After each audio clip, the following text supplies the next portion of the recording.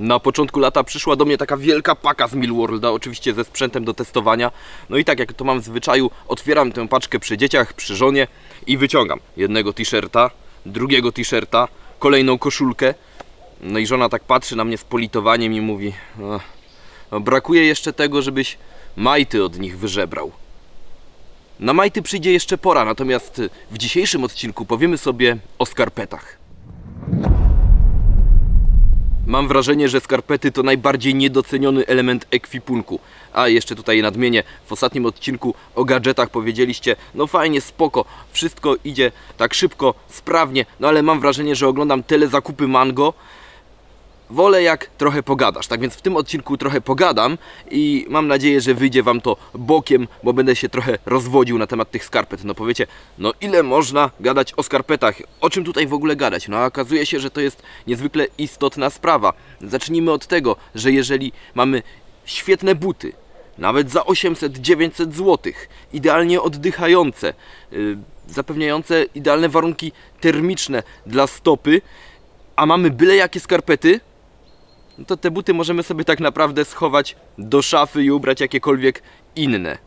Dlaczego? Ano dlatego, że skarpety to jest ta pierwsza warstwa między naszą stopą a obuwiem i jeżeli ta warstwa zawiedzie, no to już buty nie będą miały za dużo do powiedzenia, bo powiedzmy sobie tak, skarpeta nie oddycha, nie odprowadza wilgoci, stopa już w skarpecie się kisi. Tak więc to nieważne, że tam dalej jest świetnie oddychający but, skoro już na etapie tego styku stopy ze skarpetą dzieje się coś nie tak. Tak więc skarpeta powinna być wysokiej jakości po to, żeby dać pole do popisu naszemu obuwiu. No i o tym dzisiaj sobie powiemy, jak dobrać skarpety do warunków atmosferycznych. Zaczyna się jesień, a więc no, sprawa jest niezwykle aktualna. Na sam początek, jakich skarpet nie wybierać. Możecie zostać skuszeni. Wybaczcie, że pokazuję wam moje znoszone skarpety, które jak widać są nawet bardzo znoszone. Przypadły mi do gustu i właściwie ciorałem je tak, że wytarłem w nich dziury, ale cały sezon letni ze mną wytrzymały. Letni? Takie grube skarpeciory? Czy jemu doszczętnie już odbiło? No właśnie tak, grube skarpety. Dlaczego grube skarpety do obuwia turystycznego? Ano dlatego, żeby nie nabawić się otarć, pęcherzy. No ale panie, no ale w takich skarpetach przecież one wyglądają jak zimowe, to noga się poci. No i właśnie tutaj dochodzimy do pierwszej rzeczy, o której warto sobie powiedzieć. Mamy tutaj coś takiego jak Coolmax. Coolmax to włókno syntetyczne, które zapewnia wysoką oddychalność. No i tak, teraz kupując skarpety na sezon taki jesienno-zimowy, no moglibyśmy się tymi zainteresować. Tak na dobrą sprawę, patrzymy, gruba skarpeta, fajna, jakiś Coolmax biorę, fajnie brzmi, profesjonalnie. No i właśnie pierwszy błąd. Jeżeli weźmiemy Coolmax na jesień albo zimę, mimo że to jest gruba skarpeta, to jednak będzie nam w takich skarpetach zimno. Dlatego, że takie skarpety nie zapewniają prawie wcale komfortu termicznego. To znaczy komfort termiczny to jest właśnie ta odpowiednia temperatura, więc komfort termiczny zapewniają latem.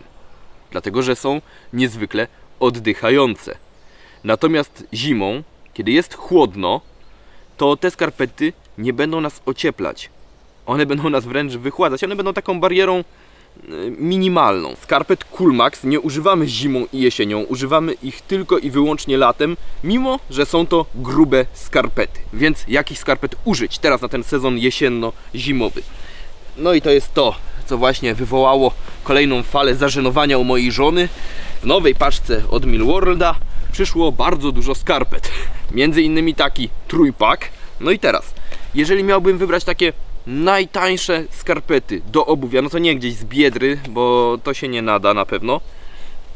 No, może z jakiegoś sklepu takiego budowlanego, czasem gdzieś w Julach i innych tego typu marketach są takie znośne skarpety na bushcraft, po prostu grube. I to jest coś takiego. Te są od Highlandera i to są zwykłe skarpety, ani na lato, ani na zimę. Takie po prostu uniwersalne. Jeżeli temperatury nie są zbyt niskie, no to możemy śmiało takie sobie zakupić. 3 pary od Highlandera. Z czego one się składają? 50% bawełna. Reszta to już wiadomo, muszą być te bardziej rozciągliwe materiały, żeby to nam się wszystko nie zeszmaciło później. 50% bawełna. Bawełna charakteryzuje się tym, że jest odpowiednio oddychająca, ale też zapewnia komfort termiczny. To są takie skarpety po środku, ani na lato, ani na zimę. Grube, wytrzymałe skarpety, które uchronią nas przed otarciami, przed odciskami, pęcherzami. Natomiast są to skarpety takie, no uniwersalne, tak to nazwijmy. Mój wybór z całej masy skarpet dostępnych w sklepie Millworld, jeżeli chodzi o współczynnik cena-jakość i dodatkowo jeżeli chodzi o komfort termiczny właśnie w sezonie jesień-zima. Mamy tutaj domieszkę wełny. Domieszka wełny owczej 20% i to jest jak dla mnie całkowicie wystarczające, o ile nie wybieramy się gdzieś w naprawdę mroźne rejony. Dlaczego 20% wełny, a nie po prostu całe wełniane skarpety? Już Wam tłumaczę. Wełniane skarpety mają swoje zalety, oczywiście. Przede wszystkim to, że bardzo dobrze grzeją. Nawet kiedy są mokre, to one nadal grzeją. Natomiast mają też wady. Przede wszystkim właśnie to, że grzeją, to jest zarówno ich zaleta, jak i wada. Jeżeli mamy jesień i ubierzemy takie całkowicie wełniane skarpety, to po prostu będzie nam gorąco. Noga zacznie się pocić. Miałem takie fajne skarpety w Norwegii, sobie kupiłem od właśnie tych tam pasterzy, co owce wypasają i tak dalej. W Norwegii po prostu wyprodukowane skarpety grube, wełniane. No to ja tylko te skarpety ubierałem, butów w ogóle nie ubierałem. Gdzieś siedziałem sobie przy ogniu, nawet nie przy ogniu, no po prostu bez butów siedziałem w tych grubych skarpetach i mi było gorąco w stopy. Tak więc jeżeli my ubierzemy jeszcze takie skarpety grube, wełniane do obuwia jesienią, to noga nam się zapoci w nich, więc nie zawsze wełna jest taka idealna. Jest dobra, kiedy jest naprawdę zimno. Dodatkowo, jeżeli skarpety są tylko i wyłącznie z wełny, to one będą nam się rozciągać. W końcu się tak rozciągną, że będą wielkości dwóch naszych stóp i będą jak worek, a luźna skarpeta powoduje zaraz po pierwsze otarcia, po drugie pęcherze. Tak więc skarpeta powinna dobrze przylegać do stopy, nigdy nie powinna się gdzieś tam w bucie zawijać, a tak będzie się dziać ze skarpetą wełnianą, która się porozciąga. Więc dlatego domieszka tych materiałów elastycznych, między innymi materiałów też oddychających. Tutaj mamy skład tej skarpety, zaraz sobie zobaczymy. Tak jak już mówiłem, 20% wełny, 40% to jest wiskoza, czyli materiał charakteryzujący się dość dobrą oddychalnością. No i 40% poliester, który również da nam ten komfort termiczny. Tak więc myślę, że całkiem fajna mieszanka, jeżeli chodzi o skarpety takie jesienno-zimowe. Te skarpety będę musiał przetestować. Ciężko mi cokolwiek o nich powiedzieć. Widzę, że bardzo dużo poliestru, 80% aż, zero wełny, no ale jednocześnie jakiś system Thermolite, cokolwiek to oznacza, nie spotkałem się z tym jeszcze. Założę, pochodzę w nich i na pewno dam jeszcze znać na kanale Adventurer albo też na tym kanale, kiedy już będę wiedział coś więcej na temat tych skarpet. No ale jeszcze jedna para skarpet i teraz sobie powiemy trochę więcej na temat noszenia samego skarpet. No bo co to jest? Popatrzcie. Cieniuteńkie. Powiedzielibyśmy, no pewnie jakieś bawełniane. Otóż nie. To są skarpety z dość dużą, bo aż 34% domieszką wełny merino. Ale po co takie cienkie wełniane skarpety? No jak wełniane, to powinny być grube, żeby rzeczywiście dawały ten komfort termiczny. Otóż to są tak zwane linery, czyli skarpety, które ubieramy pod skarpety. Jaki ma to sens? No, kilka zalet za tym idzie. Po pierwsze, jeżeli mamy dwie warstwy skarpet, no to pomiędzy nimi zbiera się ciepłe powietrze.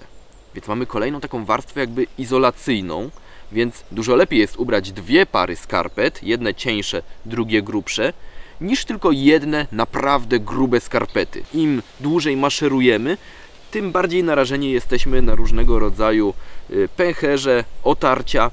No i jak te pęcherze i otarcia powstają? No powstają przez to, że but wywiera nacisk na skarpetę, skarpeta trze o stopę. Jeżeli tutaj pojawi się pot i wilgoć, no to już łatwo taki nacisk na stopę wywrzeć, że zaraz powstanie pęcherz. No jak temu zapobiegać? No właśnie linery, dodatkowa warstwa skarpetowa, czyli skarpety pod nasze główne skarpety. I wtedy tak, but wywiera nacisk na skarpetę właściwą i ta skarpeta właściwa już nie trze o stopę, tylko trze właśnie o tego linera, o tą cienką skarpetę wewnętrzną. Wytwarza się tarcie nie skarpeta-stopa, tylko tarcie skarpeta-skarpeta, dzięki czemu pęcherze, odciski, otarcia nie powstają. Podsumowując, wybierając skarpety na sezon jesień-zima, zastanówmy się, co dokładnie będziemy robić w terenie. Jeżeli to będzie stacjonarny bushcraft, no to wystarczy nam jedna warstwa skarpet, jak najbardziej, i wybrałbym wtedy właśnie te skarpety Alaska, dlatego że mają domieszkę 20% wełny owczej, będą grzały odpowiednio, a raczej będą odpowiednio izolować naszą stopę przed utratą ciepła. Alaska marki MFH. Oczywiście wszystkie linki pod filmem. Jeżeli mamy ograniczony budżet i chcielibyśmy mieć skarpety na wszystkie sezony, lato, zima, ale właśnie takie wytrzymałe do obuwia turystycznego, które szybko się nie przetrą, które nie spowodują odcisków, otarć, no to te skarpety. Cena dosyć przystępna za 3 pary. No i to są takie skarpety, które powinny sprawdzić się zarówno latem, jak i zimą. Nie będą co prawda przesadnie grzały zimą i nie będą przesadnie oddychające latem, no ale tak to już jest z kompromisami. To jest taki, no powiedzmy sobie, złoty środek, jeżeli chodzi o skarpety marki Highlander. Oczywiście wszystko będzie wypisane pod filmem. No i tak, te skarpety, nie wiem co o nich powiedzieć, bo to jest sam poliester prawie, trochę nylonu, powinny być wytrzymałe, powinny trzymać ciepło w miarę, no ale na pewno nie będą trzymać tego ciepła, kiedy zamokną, bo nie ma tutaj wełny. Więc jeżeli się przepocą, jeżeli nie są oddychające dostatecznie, jeżeli je trochę zamoczymy, no to one przestaną wtedy grzać, prawdopodobnie. Te skarpety będę musiał jeszcze przetestować, dlatego na razie nic o nich nie powiem. Jeśli dużo maszerujecie w terenie, to na przełomie jesieni i zimy dobrze jest zaopatrzyć się dodatkowo w takie linery, czyli skarpety z dużą domieszką, w tym przypadku wełny merino, które zapewnią komfort termiczny, a jednocześnie sprawią, że będziemy mieli ten poślizg pomiędzy jedną a drugą skarpetą, tarcie pomiędzy dwiema skarpetami, a nie tarcie pomiędzy skarpetą a stopą. Za nami odcinek o skarpetach, no i jak już zauważyliście i o czym wspominam od 2 odcinków, nastała jesień. Więc teraz czas na zestawienia sprzętu typowo jesiennego i będę Wam bardzo wdzięczny za to, jeżeli napiszecie w komentarzach, co chcielibyście zobaczyć najpierw. Jaki zakup planujecie na sam początek, wtedy zestawienie tego sprzętu się właśnie pojawi, czyli czy myślicie nad zakupem śpiwora, może maty, a może czegoś jeszcze innego, kurtki przeciwdeszczowej. Dajcie znać w komentarzach, czego Wam brakuje. Ja postaram się przygotować zestawienie tych właśnie produktów, powiemy sobie, na co warto zwrócić uwagę. A tymczasem na razie trzymajcie się czołgiem i do kolejnego odcinka.